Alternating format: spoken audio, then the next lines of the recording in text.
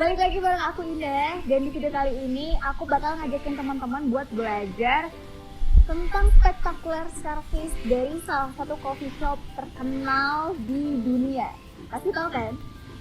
Yap, bener banget, Starbucks.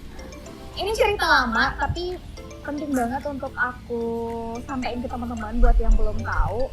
Jadi pernah ya, Starbucks itu didatengin sama customer yang itu tuh dia tuh bisa dibilang beli secara reguler terus, karena letak rumah si pelanggan ini tuh nggak jauh dari store coffee shop si Starbucks ini gitu. Nah, salah seorang baristanya, yang dimana di sini barista itu juga melayani customer sama seperti kita teman-teman, dia itu memperhatikan terus nih, oh ternyata ada sesuatu yang berbeda dari customerku ini. Maka dari itu ternyata dia mempelajari sesuatu yang menurut aku itu menyentuh banget, dan ini juga menjadi viral karena hal ini sih, karena si barista ini benar-benar punya hati yang tulus untuk memberikan servis yang luar biasa ke customernya. Teman-teman tahu si pelanggan ini punya salah satu keunikan, jadi dia salah satu bisa kita bilang disabilitas, dia itu punya keterbatasan dalam hal mendengar, dan hal itu malah menjadi trigger si barista untuk belajar bahasa isyarat.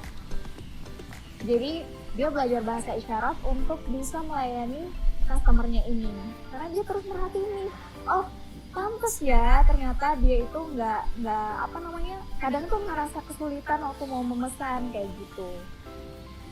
Bayangin, dia belajar bahasa isyarat, terus waktu customernya datang dan balik lagi ke situ, dia ngasih apa coba?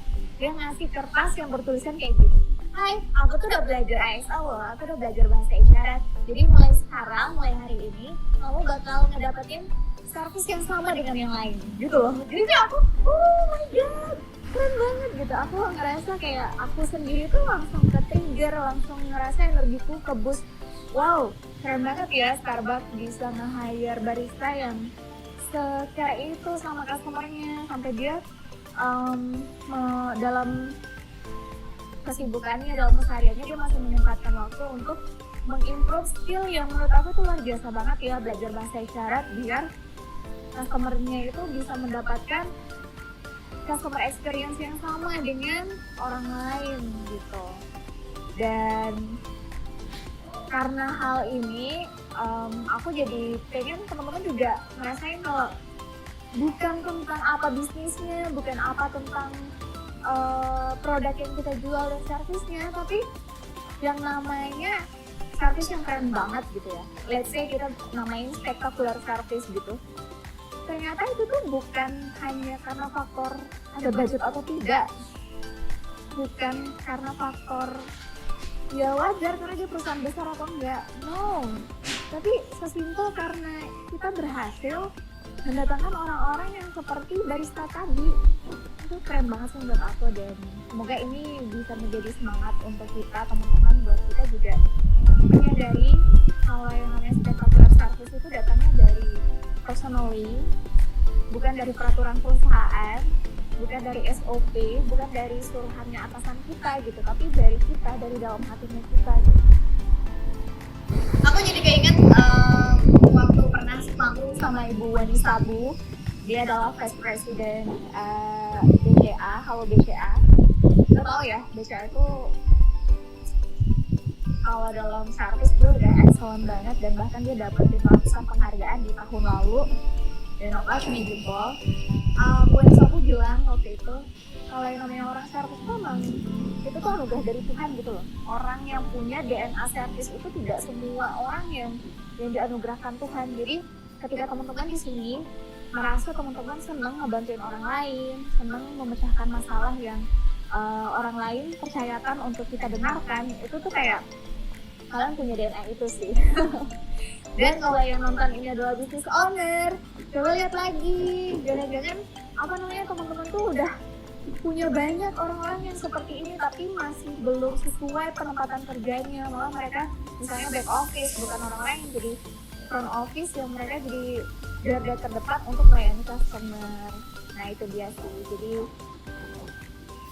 menyenangkan banget. Dan bahkan sekarang Starbucks itu kan udah punya 33.000 ya gerai di seluruh dunia.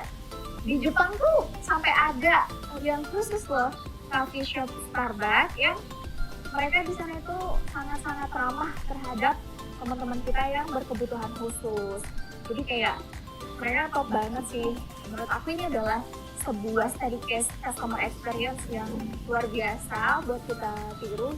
Jadi nggak ini ya, nggak bingung lah kita, nggak heran gitu kenapa Starbucks bisa viral itu, atau kenapa dia bisa jadi punya customer yang sangat loyal, even mungkin harganya itu mahal. Jujur banget ya, enggak sih. Oke, itu aja sih teman-teman. Kita perbanyak lagi ya study case yang seperti ini. Kalau teman-teman suka sama konten yang kayak gini, silahkan komen di bawah. Let me know kalau teman-teman nyimak apa yang aku sampaikan, biar aku juga semangat untuk terus sharing ke teman-teman. Dan aku mau ngingetin lagi untuk